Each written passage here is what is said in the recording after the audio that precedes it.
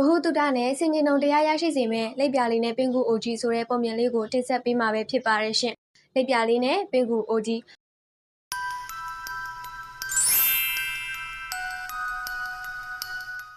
တခါတော့ကတာယာလှပတဲ့ပန်းချံကြီးတစ်ခုထဲမှာအယောင်သွေးစုံလင်တဲ့လိပ်ပြာလေးတစ်ကောင်ရှိတဲ့အဲ့ဒီလိပ်ပြာလေးကသူ့ရဲ့လှပတဲ့တောင်ပံတွေကိုအယံကုန်ယူပြီးပန်းချံထဲမှာစိတ်ကြိုက်ပြန်တန်းနေတတ်တဲ့ကွယ်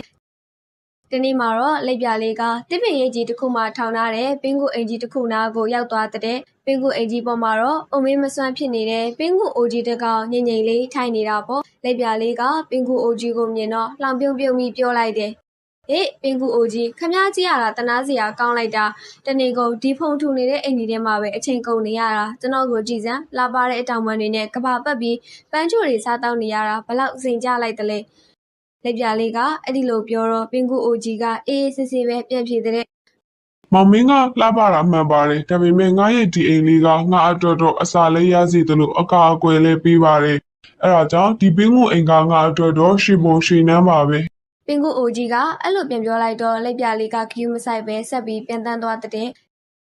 ခဏနေတော့မိုးသက်လေးပြင်းနေတိုက်ခါလာပြီးမိုးသက်ထန်စွာရချတဲ့အဲ့ဒီအခါလိပ်ပြလေးရဲ့နုနယ်လာပါတဲ့အတောင်ပံတွေကမိုးရေဆူရွှဲပြီးလေးလန့်လာတာကြောင့်ဆက်မပြတ်နိုင်တော့ပဲနေပြင်ပေါ်ကိုပြုတ်ကျလူနီးပါဖြစ်သွားတော့တာပေါ့ကွယ်အဲ့ဒီအချိန်မှာပဲလိပ်ပြလေးကစောစောကသူ့လှောင်ပြောင်ခဲ့တဲ့ပင်ကူကြီးကိုတတိယသွားပြီး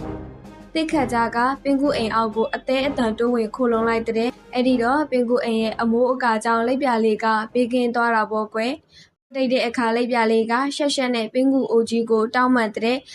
ကျွန်တော်မှသွားပါပြီအဖိုးအပြင်မအလားပါထက်အသုံးဝင်မှုနဲ့ကြန့်ခိုင်မှုကပိုပြီးအရေးကြီးရဲဆိုတာအခုမှကျွန်တော်ပိုနားလည်ခဲ့ရတာပါ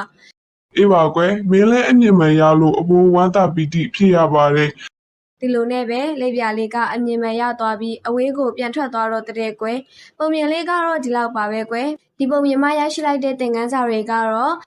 အပြင်မအလှပထက်အတွင်းတရုံနဲ့အသုံးဝင်မှုကပိုပြီးအရေးကြီးပါတယ်။နှစ်မိမိထက်နှိပ်ပါသူကိုဖြစ်စေအခြားအချိန်တွေမတူတဲ့သူကိုဖြစ်စေဘယ်တော့မှအထင်မသေးသင့်ပါဘူး။၃မာနထောင်လွှာခြင်းကဘေးဒုက္ခအန္တရာယ်ကြုံရတဲ့အခါကိုပဲအရှက်ရစေပါတယ်။ဒီပုံမြင်လေးကလူမှုပတ်ဝန်းကျင်မှာအခြားသူတွေကိုလေးစားတတ်ဖို့နဲ့ကိုအလွန်အကျွံမာမာနမထားဖို့ပညာပေးထားတာပဲဖြစ်ပါတယ်။ပုံမြင်လေးကိုသဘောကျလိမ့်မယ်လို့မျှော်လင့်ပါတယ်နော်။နောက်ကိုလည်းပုံမြင်သစ်လေးတွေကိုတင်ဆက်ပေးအောင်မှာဖြစ်တဲ့အတွက် subscribe လေးနှိပ်ထားပေးဖို့မမေ့ပါနဲ့နော်အခုလိုကြည့်ရှုအားပေးခဲ့ကြတဲ့ပရိသတ်တဦးတယောက်စီကိုလည်းကျေးဇူးထူးပဲတင်ရှိပါရရှင်